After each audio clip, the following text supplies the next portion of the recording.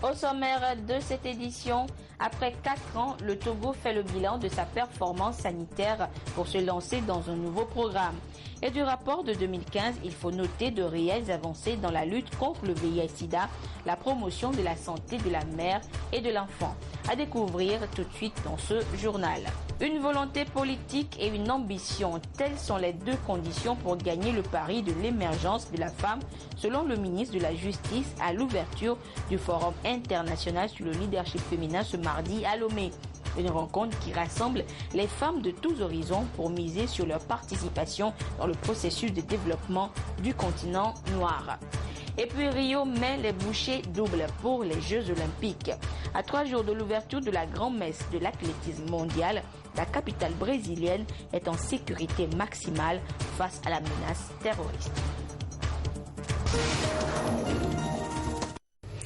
Voilà pour les titres de ce journal. Bonsoir à toutes et à tous et merci de nous rejoindre pour le 20h sur la télévision togolaise. Et nous ouvrons ce journal avec le nom à la une de tous les journaux et au cœur des débats ce mardi au Togo. Nakpa Polo, la nouvelle secrétaire d'État chargée des droits de l'homme au Togo. À 60 ans, l'ambassadeur représentant permanent de la République togolaise auprès de l'Office des Nations Unies, de l'Organisation mondiale du commerce et autres institutions internationales à Genève est beaucoup plus connu dans les locaux de l'ONU en matière des droits de l'homme. Et par décret présidentiel hier, elle a été portée à la tête d'un département où elle aura à défendre les questions liées aux droits de l'homme dans notre pays. Qui est-elle? Son parcours avec Pierre Sesepa. Nakpa Polo, chaleureusement accueilli dans son département. Un tête-à-tête, cela s'avère encore nécessaire avec son désormais collaborateur pour s'imprégner de la dimension du chantier qui l'attend. À 60 ans, Nakpa Polo est secrétaire d'État chargé des droits de l'homme auprès du ministre de la Justice et des relations avec les institutions de la République. Diplômée de l'Université de l'île 2, Nakpa est détentrice d'un doctorat nouveau régime en droit public. À son actif, un CV bien fourni inhérent aux questions des droits de l'homme. Membre fondateur de la Ligue togolaise des droits de la femme, directrice de la protection et de la défense des droits de l'homme, directrice générale des droits de l'homme de 1993 à 2011, Nakpa Polo est une professionnelle des questions juridiques et des droits humains.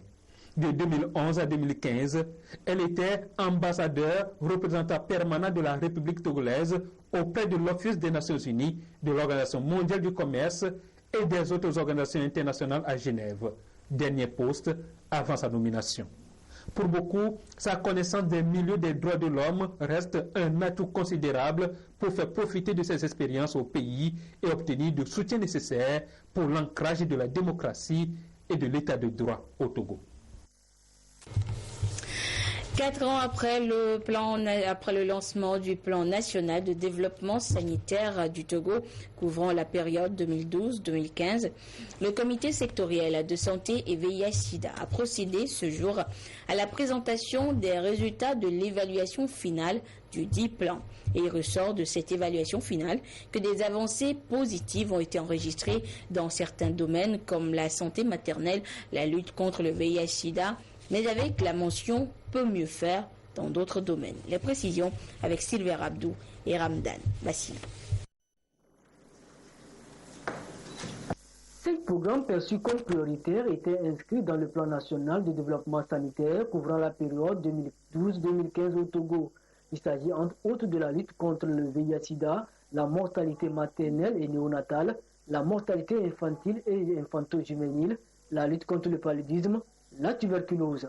À l'heure de l'évaluation du plan national, le comité sectoriel santé et VIH-Sida, les partenaires techniques et financiers, la société civile, la plateforme du secteur privé de la santé notent que des avancées ont été enregistrées dans certains domaines et dans d'autres, des efforts restent à faire. Les résultats de cette évaluation ont montré qu'il y a eu des progrès extrêmement importants en termes de réduction de la mortalité infantile et en termes d'amélioration de la situation des enfants dans le domaine en particulier de la lutte contre le paludisme, les maladies diarrhéiques, etc.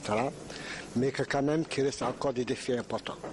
Et les défis importants concernent particulièrement la réduction de la mortalité maternelle ainsi que le renforcement du système de santé. Et il est ressorti de cette évaluation des recommandations assez importantes qui concernent à la fois l'importance d'accorder plus de financement pour le secteur de la santé, et en particulier de la part du budget de l'État pour le secteur de la santé. En tant que partenaire technique et financier, nous félicitons le gouvernement du Togo pour tous les progrès accomplis et nous réitérons une fois de plus notre engagement de l'accompagner. Le ministère de la Santé et de la Protection sociale s'est engagé ici à prendre en compte les remarques et suggestions pour une bonne exécution du plan national de développement sanitaire, ce qui se traduira dans les objectifs fixés au nouveau plan national de développement sanitaire pour la période 2016-2022, dont le lancement officiel a été fait ce jour. La prise en compte du passé et du présent permet d'entrevoir l'avenir auquel on tente d'élaborer un canevas destiné à peser sur le cours des événements. Telle est l'essence de la planification. Voilà pourquoi le gouvernement togolais, dans le cadre de la mise en œuvre de la politique nationale de santé, adoptée en 2011, a élaboré un plan de développement sanitaire de 3 ans, déroulé en plan d'action annuel. Une évaluation finale s'imposait une fois ce plan arrivé à terme, afin d'en orienter un autre pour les 7 prochaines années dans le cadre des ODD, en phase avec l'empreinte sociale affectée par le chef de l'État à son présent mandat. De l'analyse de ce plan, il ressort qu'il s'est soldé par l'obtention d'une médaille d'argent, prélude à la médaille d'or, objectif qu'il convient d'affecter au plan 2016-2022.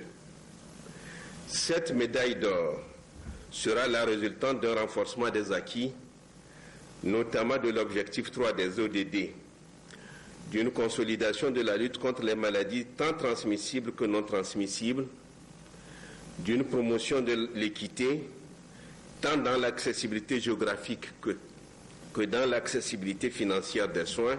Lentement mais sûrement, le Togo poursuit ses efforts dans l'atteinte des objectifs de développement durable ODD et ceux de la SCAP qui font du capital humain, de la protection sociale et de l'emploi des axes prioritaires dans les programmes et politiques de développement. Au terme de la mise en œuvre du plan national de développement sanitaire 2012-2015, on l'a compris, et des performances ont été enregistrées dans presque tous les domaines sanitaires. Et le gouvernement togolais veut renforcer cette politique pour relever d'autres défis à venir. Et il a initié donc à l'issue de ce plan un nouveau, couvrant la période 2016 à 2022. Quels seront donc les domaines d'intervention de ce nouvel outil et à quoi va servir concrètement ce document qui va être élaboré? Les réponses avec Sylvain Abdou dans le tout premier dossier de cette édition. L'élaboration du nouveau plan de développement sanitaire traduit l'engagement de l'État togolais à améliorer davantage et sensiblement le système de santé au Togo. Ce plan prendra en compte plusieurs indicateurs pour renforcer la gouvernance, le leadership ainsi que le partenariat public-privé. Il va couvrir une période de 6 ans allant donc de 2016 à 2022. Pour le ministère de la Santé et de la Protection sociale, l'opérationnalisation de cette nouvelle politique va permettre de renforcer les efforts sur le terrain et va servir de guide pour mieux orienter toutes les actions de ce département. Le nouveau plan national de développement sanitaire sera la boussole du ministère de la Santé en ce qui concerne toutes les actions du domaine de la santé qui seront mises en œuvre à partir du ministère.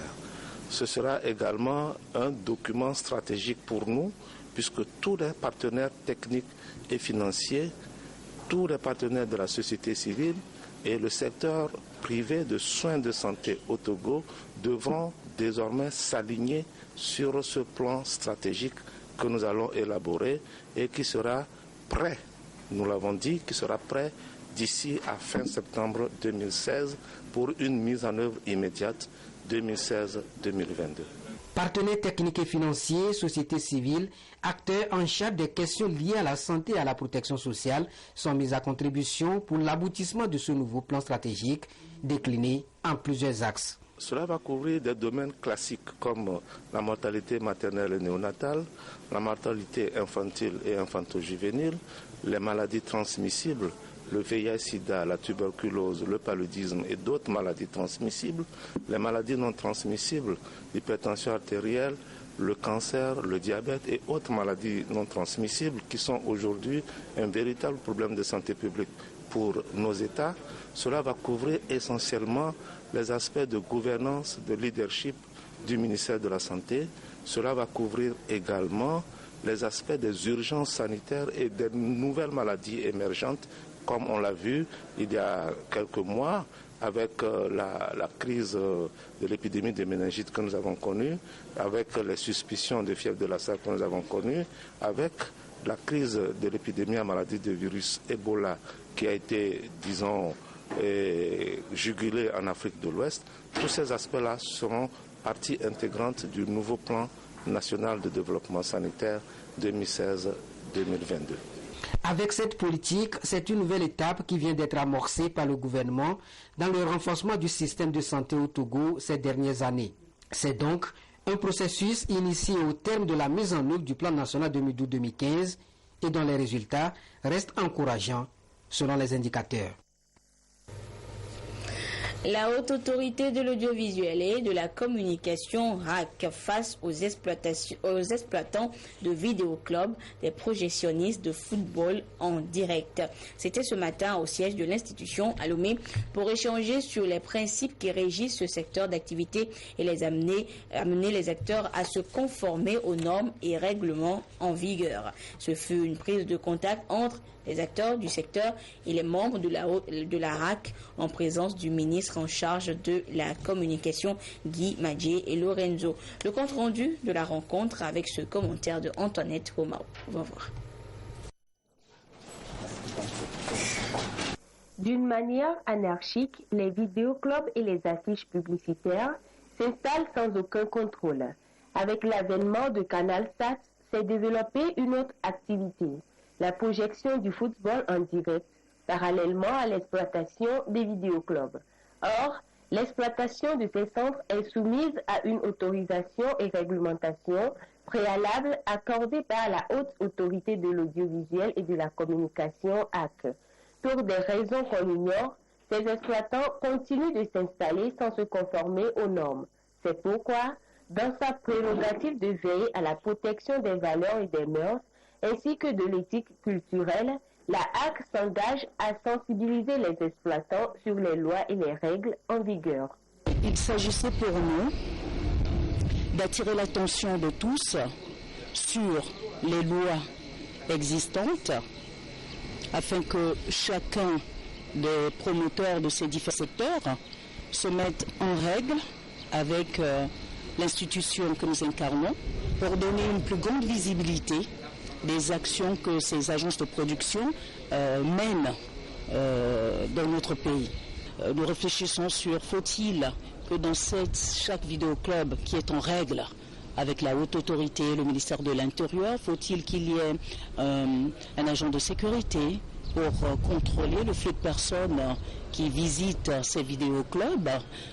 Ce sont des questions sur lesquelles nous discutons pour trouver une réponse. Le Togo s'emploie à disposer d'un code du cinéma et de la publicité afin de réglementer davantage ce secteur.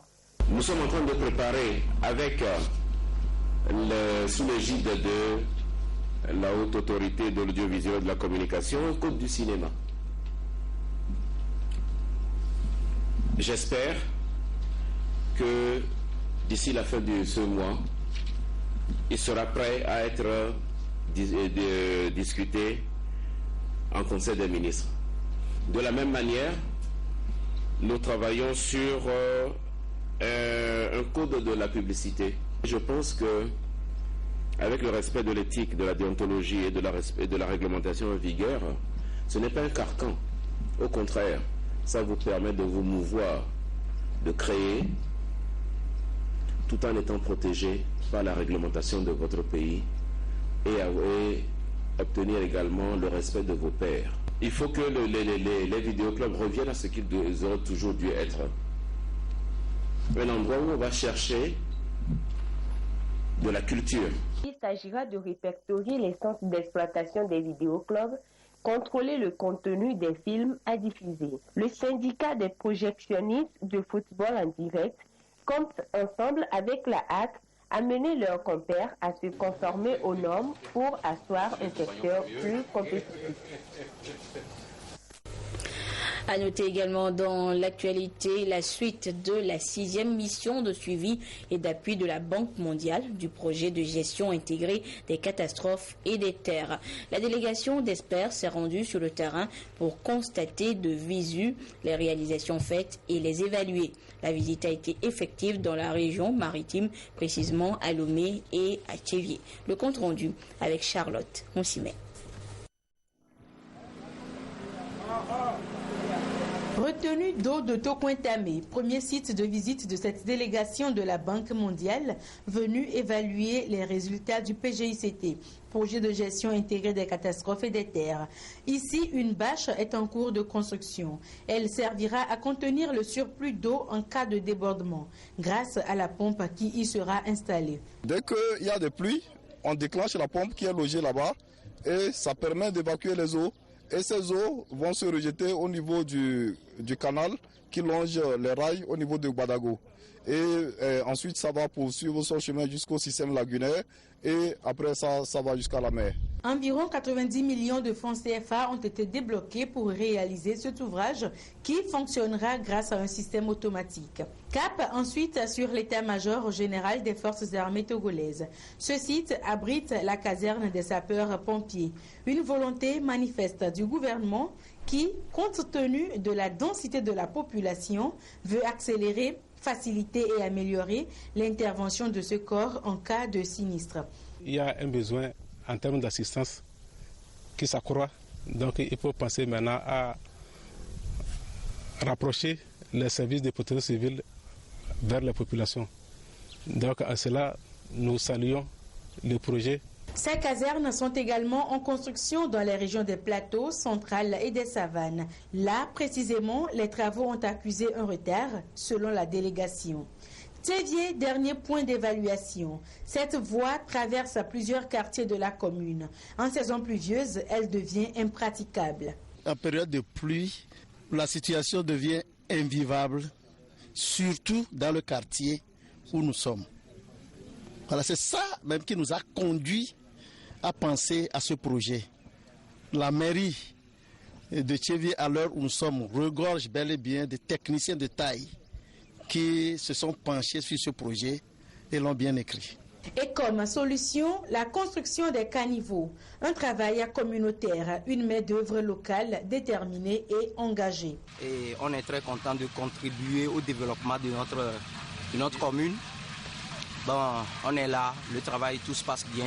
Donc merci à la mairie de Tchévié et merci aux partenaires qui ont pu financer ce projet-là.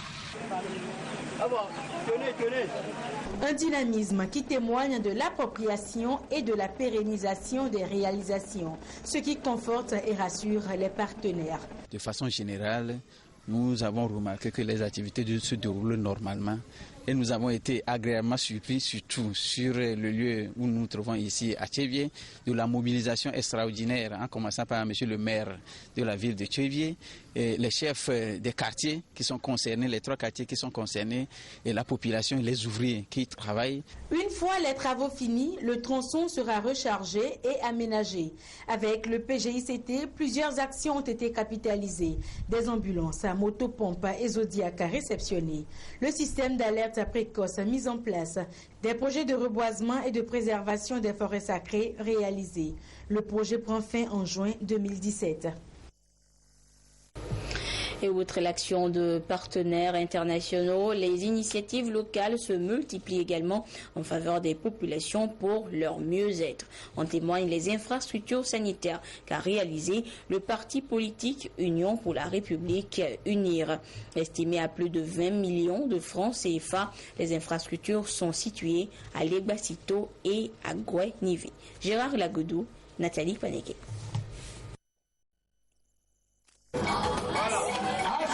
Un bloc de latrine communautaire de 6 cabines à Agoy-Niveme, une table d'accouchement, un lit d'examen et un autre bloc de latrine pour l'unité de soins périphériques du canton de Legbasito. Le tout financé par le parti politique Union pour la République pour ainsi relever les défis qui s'imposent dans ces localités. On avait besoin vraiment parce que le quartier Niveme, c'est un vieux quartier, donc il n'y avait pas d'aide dans les maisons. Il a fallu qu'ils font des besoins à surtout les rails, le long des rails. Quand on fait les balayages publics, vraiment ça nous gêne. On voit des déchets dans les plastiques, ça nous donne tellement des travaux. Donc cela nous a vraiment émerveillés. Ça vient juste soulager la difficulté que vivaient les personnels et même les patients. La table d'accouchement est la bienvenue pour quand même soulager les femmes enceintes. Réalisé par l'Agence nationale d'appui au développement à la base ANADEB, ces ouvrages d'assainissement viennent répondre aux attentes des populations de ces zones. En clair, c'est pour résoudre le problème d'insalubrité et offrir les meilleures conditions d'accouchement aux femmes. La santé de la femme étant une préoccupation pour le gouvernement, il est du devoir de chaque citoyen, de chaque regroupement, de chaque parti de contribuer à tout ce qui se fait dans ce sens-là. Hier, c'était la journée de la femme africaine. C'était pour nous une belle occasion de remettre aujourd'hui ces ouvrages en guise de contribution à la lutte pour améliorer l'environnement vital de la femme de façon générale et celui des populations.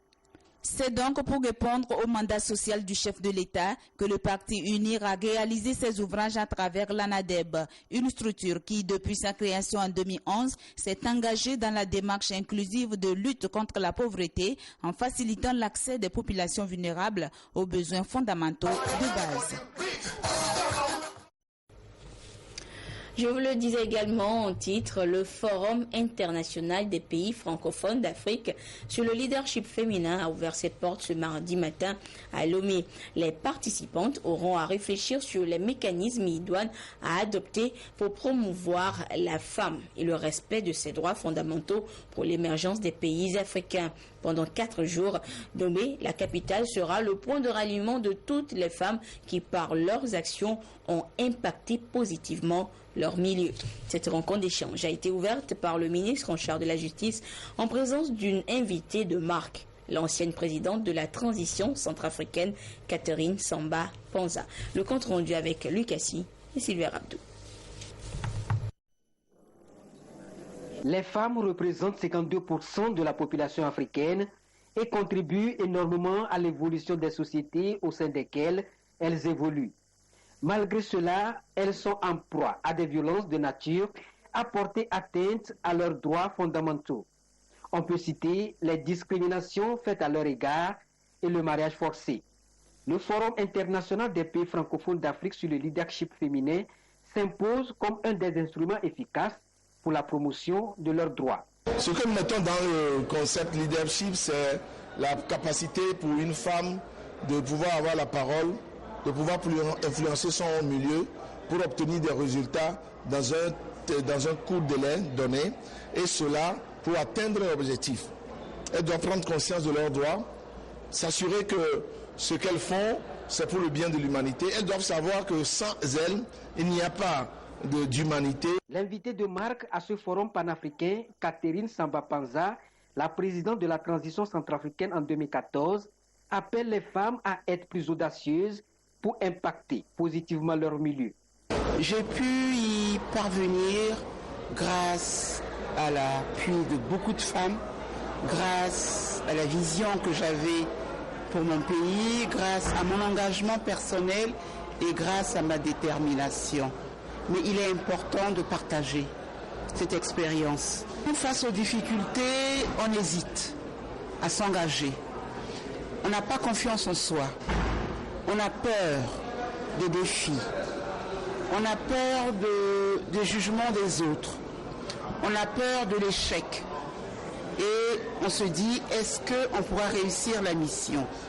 Mais il vaut mieux s'engager, y aller, se faire confiance à soi et faire confiance aux autres. La femme s'impose de nos jours comme un acteur plus que sérieux à prendre en compte pour le développement de l'Afrique.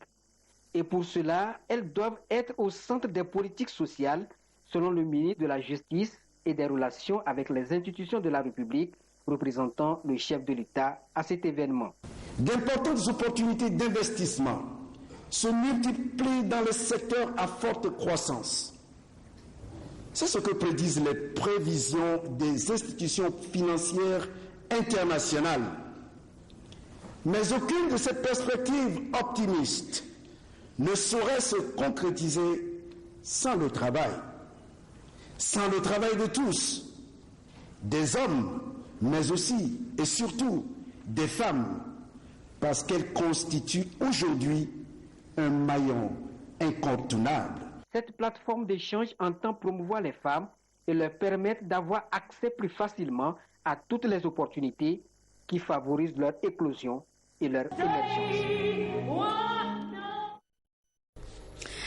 La délégation à l'organisation du secteur informel d'Ozi multiplie ses actions en faveur du monde informel. Et dans la région centrale, elle vient d'initier une vaste campagne d'établissement de cartes nationales d'identité aux acteurs de ce secteur. Le compte rendu avec la marque Bojona. Le nombre des analphabètes a du mal à diminuer en Afrique et l'alphabétisation des adultes est toujours à la traîne, selon le rapport mondial de suivi sur l'éducation pour tous, étude menée entre 2013 et 2014. Pour l'ONG Pax et les organisations de la société civile, membres du réseau Pamoja Togo, il urge que les États augmentent le budget. Toutes nos excuses, quelques soucis techniques. Je vous annonçais donc la grande campagne d'établissement de cartes nationales d'identité des acteurs du monde informel organisée donc par la DOCI, la délégation à l'organisation du secteur informel. Et de ce côté, la correspondance de la marque Bojona. Beaucoup de Togolais éprouvent des difficultés à se faire établir les pièces d'identité. Consciente de cette situation, la délégation à l'organisation du secteur informel a entrepris de faciliter la tâche aux acteurs membres des mutuelles partenaires. La DOSI a sollicité les services de la direction de la documentation nationale pour une opération foraine d'établissement des cartes d'identité nationales à Sokodé. Je remercie la DOSI qui m'a permis de faire ma carte d'identité. Prochainement, je peux faire librement mes activités. Le secteur informel participe pour beaucoup au produit intérieur brut, en offrant la possibilité aux acteurs de ce secteur de s'établir les cartes d'identité. La DOSI entend leur faciliter l'accès des marchés internationaux. C'est vrai que le besoin est très cuisant sur le terrain, mais nous privilégions toutes celles-là et ceux-là qui font partie de notre fichier, de nos répertoires, c'est-à-dire les acteurs qui ont effectivement formalisé leurs adhésions, pour leur permettre de bénéficier de ces services qui font partie de la mission de la DOSI, à savoir faciliter aux acteurs l'obtention des pièces administratives. Cette opération foraine va durer une semaine et se déroule au siège de la DOSI. Sokodé est la troisième étape après celle de Kara et d'Apaon dans la partie septentrionale. Direction maintenant Rio, le Brésil, où la capitale se prépare à accueillir les Jeux olympiques. Et à 3 jours de l'ouverture de la grande messe de l'athlétisme mondial, vous allez le voir, la capitale brésilienne est sous haute tension, en sécurité maximale face à la menace terroriste qui plane. 3 jours de l'ouverture des Jeux, Rio soigne ses derniers préparatifs. Entre le village olympique et la plage de Copacabana, la ville s'apprête à accueillir plus de 10 000 athlètes et près de 500 000 touristes étrangers. Un événement sportif mondial sous haute surveillance, dans un contexte de tensions politiques dans le pays et de menaces terroristes. Les autorités brésiliennes l'ont annoncé. Elles vont devoir s'appuyer sur les forces de leurs alliés. Nous avons un groupe de services spéciaux composé de policiers brésiliens issus de différentes agences, militaires, civiles ou fédérales. Interpol est également présent ici, assisté de personnes qui ont une certaine expérience du renseignement, comme la police américaine, française, belge, toutes les forces étrangères capables de gérer la menace terroriste internationale. Avec plus de 15 000 kilomètres de frontières à surveiller, la sécurité est un immense défi, y compris dans les aéroports. Là encore, le gouvernement brésilien se veut rassurant. Le dispositif de filtrage des voyageurs étrangers serait performant. Nous avons eu un premier cas la semaine dernière à Sao Paulo. Une personne est arrivée d'Angleterre, mais elle était de nationalité qatari et elle avait un mandat d'arrêt britannique. Dès qu'elle a posé le doigt sur le dispositif, l'information a été confirmée et elle a été immédiatement renvoyée. Les autorités brésiliennes se disent vigilantes, d'autant que 11 individus soupçonnés de préparer un attentat pendant les JO ont été arrêtés il y a 2 semaines. 85 000 policiers et militaires seront déployés sur le territoire pendant toute la durée des Jeux. Retour sur le continent et direction Abidjan en Côte d'Ivoire où s'est déroulé le tirage de la 22e édition de la tranche commune Entente 2016. C'était du 25 au 30 juillet dernier. Et notre pays, le Togo, a totalisé 6 millions de francs CFA dans 2 séries et 4 tirages. Le compte rendu avec Aruna Lardja sur un commentaire de Pierre Susupa. Véritable outil d'intégration africaine, la tranche commune Entente 2016 a tenu toutes ses promesses avec beaucoup d'innovations, notamment le tirage informatisé des numéros gagnants des parties sécables et des tickets. La grosse cagnotte mise en jeu est estimée à 57 500 000 francs CFA répartis en 30 lots allant d'1 million à 10 millions de francs CFA. Après 2 heures d'horloge et de suspense, le public a décidé du sort des gains des 5 pays. Le Burkina Faso, avec ses 5 séries, remporte 20 500 000 francs CFA, suivi du Bénin, le plus chanceux qui a tiré le maxi gros lot de 10 millions de francs CFA, totalisant du coup 16 millions de francs CFA avec 3 séries et 6 tirages. Le Togo, tout comme le Niger, avec 2 séries et 4 gagnants, remporte 6 millions de francs CFA. La Côte d'Ivoire, pays organisateur, s'en sort avec 9 millions de francs CFA.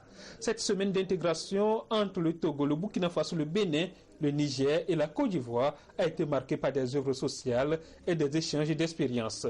Du programme extraordinaire régional de 57 500 000 francs CFA au lot instantané en passant par les œuvres sociales, ce fut une grosse cagnotte de 629 millions de francs CFA distribués au sein des pays du Conseil de l'Entente. La 22e édition s'achève ainsi et la Côte d'Ivoire passe le témoin au Bénin pour la 23e édition. Rendez-vous donc l'année prochaine à Cotonou. Et voilà, ainsi se referme cette édition. Merci à vous qui l'avez suivi un peu partout grâce à la télévision togolaise, notamment du côté d'Abomey-Calavi au Bénin. Au revoir.